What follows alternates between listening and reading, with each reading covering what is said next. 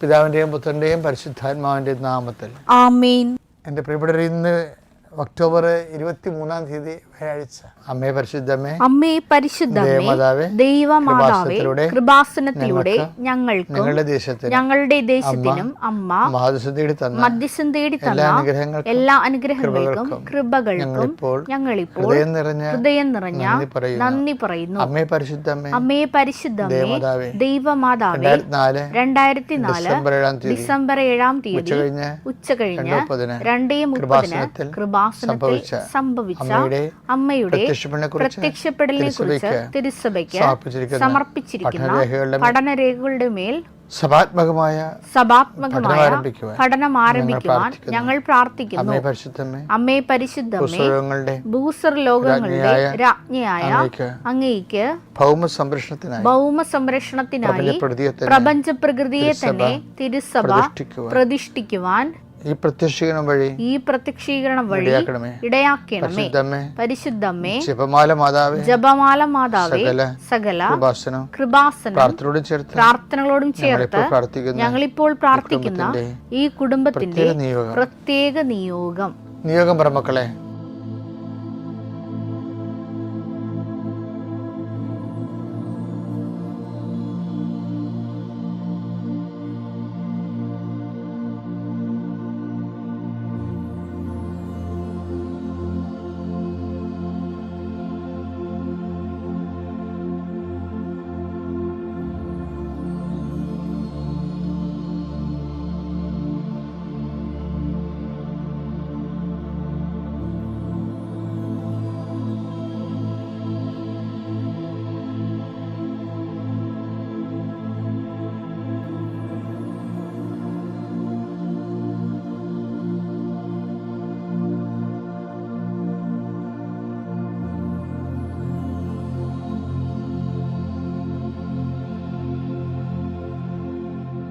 അമ്മയുടെ പ്രത്യക്ഷീകരണത്തിന്റെ ഈ അനുഗ്രഹവേളയിൽ ഞങ്ങൾക്ക് സാധിച്ചു തരുവാൻ കനിയണമേ. ആമേൻ. വിശ്വാസ പ്രമാണം. സർവശക്തനായ പിതാവും ആകാശത്തിന്റെയും ഭൂമിയുടെയും സൃഷ്ടാവുമായ ദൈവത്തിൽ ഞാൻ വിശ്വസിക്കുന്നു. അവിടുത്തെ ഏകപുത്രനും ഞങ്ങളുടെ കർത്താവുമായ ഈശോമിശിഹായിലും ഞാൻ വിശ്വസിക്കുന്നു.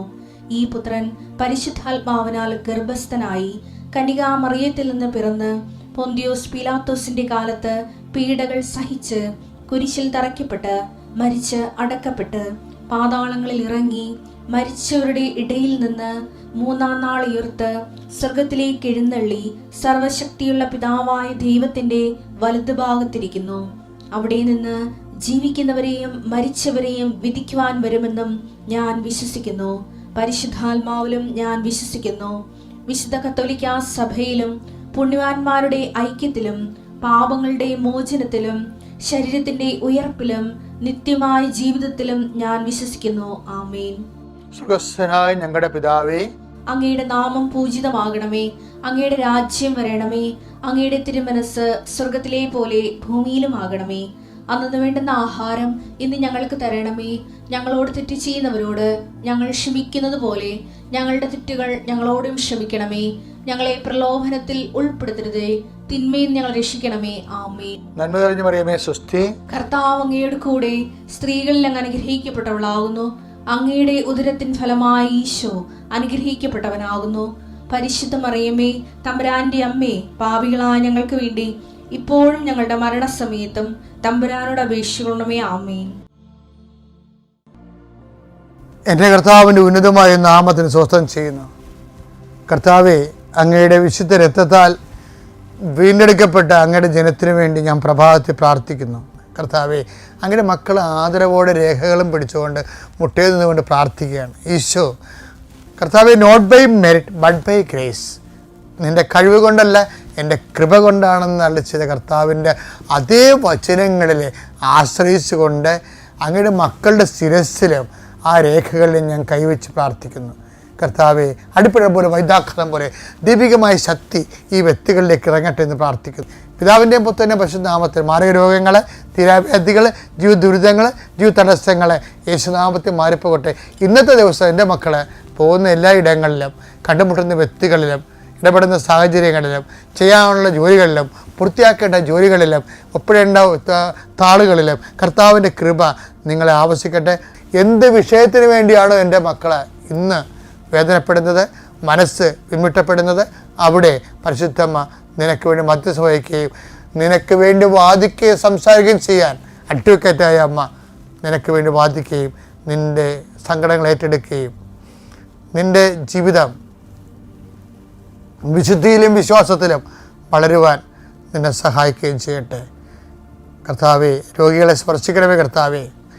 മനസ്സ് നീറിക്കഴിയുന്നവർ, ഡിപ്രഷനിൽ കഴിയുന്നവർ, എന്ത് ചെയ്യണമെന്ന് അറിയാൻ പറ്റും ഒരു വഴി കാണാതിരിക്കുന്നവർ, ആരെങ്കിലും ഒന്ന് ഉപദേശിച്ചിരുന്നെങ്കിൽ, എന്തെങ്കിലും ആരെങ്കിലും ഒന്ന് പറഞ്ഞു തന്നിരുന്നെങ്കിൽ എന്ന് വിചാരിക്കുന്നവർ, പണമില്ലാത്തവർ, എല്ലാ തരത്തിലും തളർന്നിരിക്കുന്നവർ, ആശുപത്രിയിൽ ബൈസ്റ്റാൻഡേഴ്സ്, പ്രസവിക്കാൻ പോകുന്നവർ, പ്രസവിച്ച കുഞ്ഞിൻ്റെ രോഗങ്ങളെ ഓർത്തുകൊണ്ടും വിഷമിക്കുന്നവർ, ആശുപത്രി ബോധമില്ലാതിരിക്കുന്നവർ, അവിടെ എല്ലാം കർത്താവിൻ്റെ അടിപ്പണ പോലെ വൈതാക്കാമ ദൈവികമായ ശക്തി നിങ്ങളിലേക്ക് ആവശ്യിച്ചുകൊണ്ട് നിങ്ങളെ പൂർണ്ണമായി ഇന്ന് കർത്താവിൻ്റെ കാറ്റടിച്ച് നിങ്ങൾ ശക്തി പ്രാപിക്കുകയും നിങ്ങൾ ബലം പ്രാപിക്കുകയും ചെയ്യട്ടെ.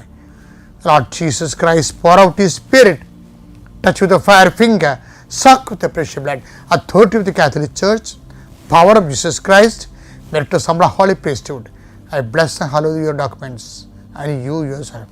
Thank you. Thank you, Jesus. എപ്പോഴും സംഭവ വിഷയം ഡിസേർമെൻ്റ് എന്ന് പറയുന്നത് ഭയങ്കര സീരിയസ് വിഷയമാണ്. നമുക്ക് ആത്മാവിൽ ജ്വലിച്ച് നിൽക്കുന്നവർക്ക് ഒരു സെൽഫ് ഡിസേർമെൻ്റ് ഉണ്ടാവും.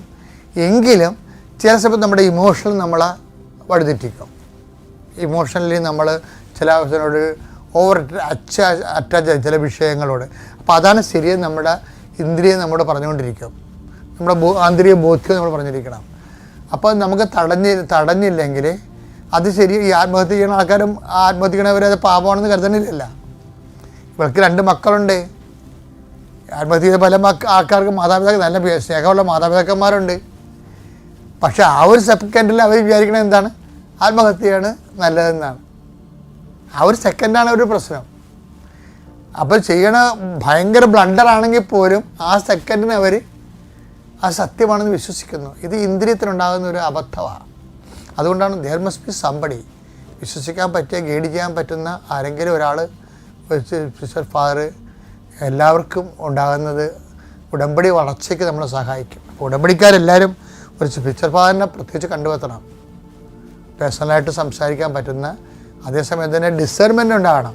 ഡിസേർമെൻ്റ് എന്ന് പറയുന്നത് ആത്മാവിൽ നിറഞ്ഞുള്ള ഒരു സംഭവം കേൾക്കുമ്പോൾ തന്നെ വൈറ്റ് ഓർ ബ്ലാക്ക് എന്നിങ്ങനെ ഓട്ടോമാറ്റിക് ആയിട്ട് നമുക്ക് തോന്നും.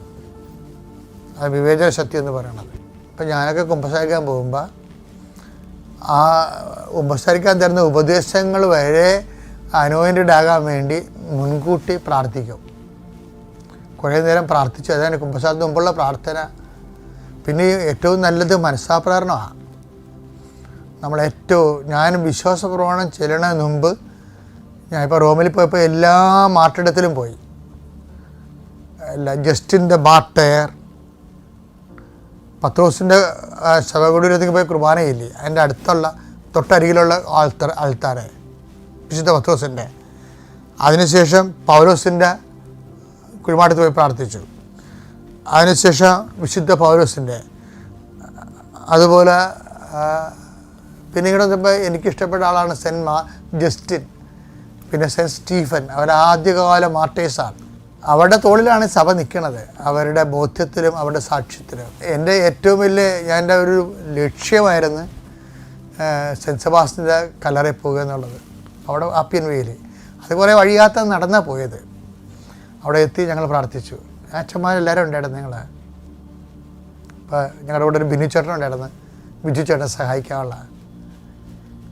അപ്പോൾ അവരെ ഞങ്ങൾക്ക് കുറേ ആൾക്കാർ ഇതുപോലെ ഞങ്ങളെ സഹായിച്ചവരുണ്ട്. അപ്പോൾ അവിടെ എല്ലാം പോയി പ്രാർത്ഥിക്കുമ്പോൾ ഞാൻ ആദ്യം ചെല്ലണത് എന്താണ്? ഞാൻ പൗലോസിൻ്റെ കുഴിമാടത്തിൽ ചെന്നപ്പോൾ ഞാൻ കുഴിമാടത്തിൽ ചെന്ന് പൗലോസിൻ്റെ ജയിലിൻ്റെ അടുത്ത് പോയെന്ന് വെച്ചാൽ പ്രാർത്ഥിച്ച്. പൗലോസ് കിടന്ന ജയിലിൽ ബലഹീനതയിലാണ് ദൈവത്തിൻ്റെ ശക്തി പ്രവർത്തിക്കുന്നത്. ഞാൻ ബലഹീനമായിരിക്കുമ്പോഴാണ് ഞാൻ ശക്തനായിരിക്കുന്നത്. എൻ്റെ കണ്ണ് നിറഞ്ഞു പോയി.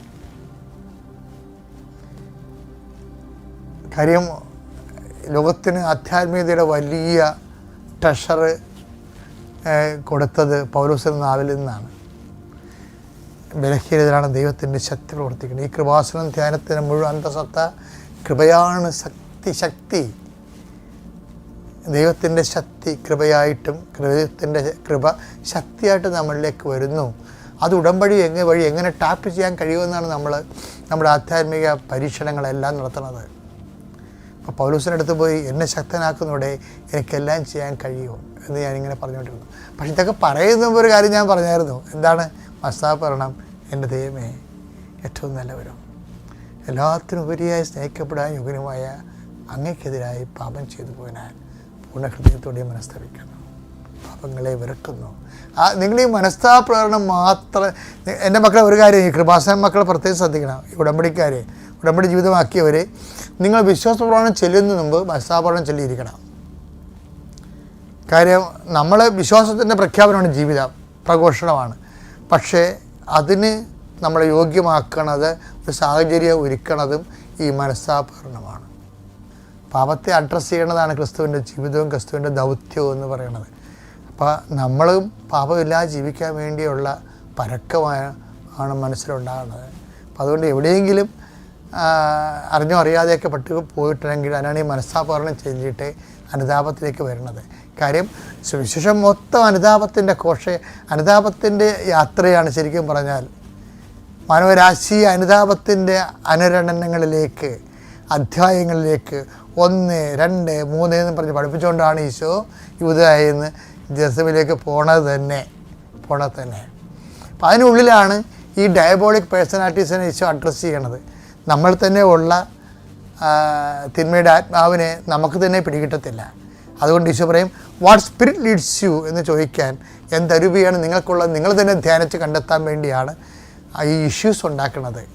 ഇവരവിടെ ചെന്നപ്പോൾ സമരക്കാർ ഈശോനെ വിടത്തില്ലെന്ന് കേട്ടപ്പോൾ അവരിവർ ചിലപ്പോൾ തന്തക്ക് വിളിച്ച് കാണും. അത് ഇവർ സുവിശേഷം റിപ്പോർട്ട് ചെയ്യാത്തതാണ്. അതുകൊണ്ടാണ് ഇത്രയും ചൂടായിട്ട് വന്നിട്ട് തീയും ഗന്ധം ഇറങ്ങി നശിപ്പിക്കേണ്ടതൊക്കെ ചോദിക്കണമെങ്കിൽ അത്രയും വലിയ കലാപം അവിടെ നടന്നു കാണും. കലാപത്തെ കർത്താവ് തന്നെ കൂട്ടിക്കൊണ്ട് പോകും. എന്തിനാണ്? നമ്മുടെ അരൂപി എന്താണെന്ന് അറിയാൻ വേണ്ടി. എന്താണെന്ന് അറിയാനല്ല, നമ്മളെ അറിയിക്കാൻ. എന്നിട്ട് പറയും, ഞാൻ വന്നിരിക്കുന്നത് നശിപ്പിക്കാനല്ല, കൊല്ലാനല്ല, ജീവനുണ്ടാകാനും. അപ്പം ജീവൻ്റെ ശുശ്രൂഷകരാണ് സുവിശേഷകരെന്ന് പറയണേ. അത് പഠിപ്പിക്കാൻ വേണ്ടിയാണ് ഇത്രയും വലിയ ഈ സിറ്റുവേഷൻസ് ക്രിയേറ്റ് ചെയ്തിരിക്കുന്നത്. അത്യപൂർവ ദൈവാനുഭവങ്ങൾ ഇനി നിങ്ങൾക്കും സ്വന്തം. ഈ യൂട്യൂബ് ചാനൽ ഇതുവരെ സബ്സ്ക്രൈബ് ചെയ്തിട്ടില്ലെങ്കിൽ ഇപ്പോൾ തന്നെ സബ്സ്ക്രൈബ് ചെയ്യുക. ഈ വീഡിയോ ഇപ്പോൾ തന്നെ നിങ്ങളുടെ സുഹൃത്തുക്കൾക്ക് ഷെയർ ചെയ്തുകൊണ്ട് കർത്താവിൻ്റെ പ്രേക്ഷിതരാകുക.